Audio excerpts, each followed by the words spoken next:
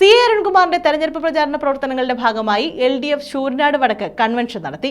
ശൂരനാട് വടക്ക് കണ്ണമത്ത് സംഘടിപ്പിച്ച കൺവെൻഷൻ മന്ത്രി KB ഗണേഷ് കുമാർ ഉദ്ഘാടനം ചെയ്തു.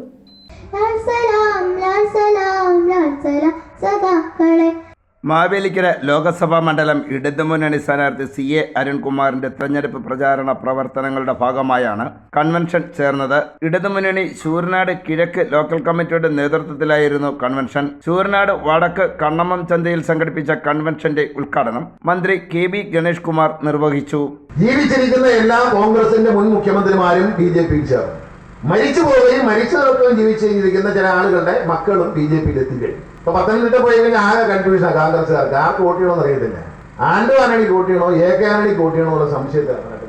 അനിൽ K ആന്റണി എന്നാ ബോർഡ് വെച്ചേക്കുന്നത്. ചുരുക്കി പറഞ്ഞാൽ AK ആന്റണിയാണ്. കോൺഗ്രസ്സുകാരൻ AK ആന്റണിക്ക് വോട്ട് ചെയ്യുമോ, AK ആന്റണി എന്നിട്ട് അവിടെ വോട്ട് ചെയ്യുമോ, ആന്റോ ആന്റണിക്ക് വോട്ട് ചെയ്യുമോ? കോൺഗ്രസിന്റെ ജീവിച്ചിരിക്കുന്ന മുഖ്യമന്ത്രിമാരെല്ലാം BJPയിൽ ചേർന്നെന്നും മരിച്ചവരുടെ മക്കൾ ഉൾപ്പെടെ BJP കരുതി വെച്ചിരിക്കുന്ന പണച്ചാക്കിലേക്ക് ഊർന്നിറങ്ങുകയാണെന്നും ഗണേഷ് കുമാർ പറഞ്ഞു.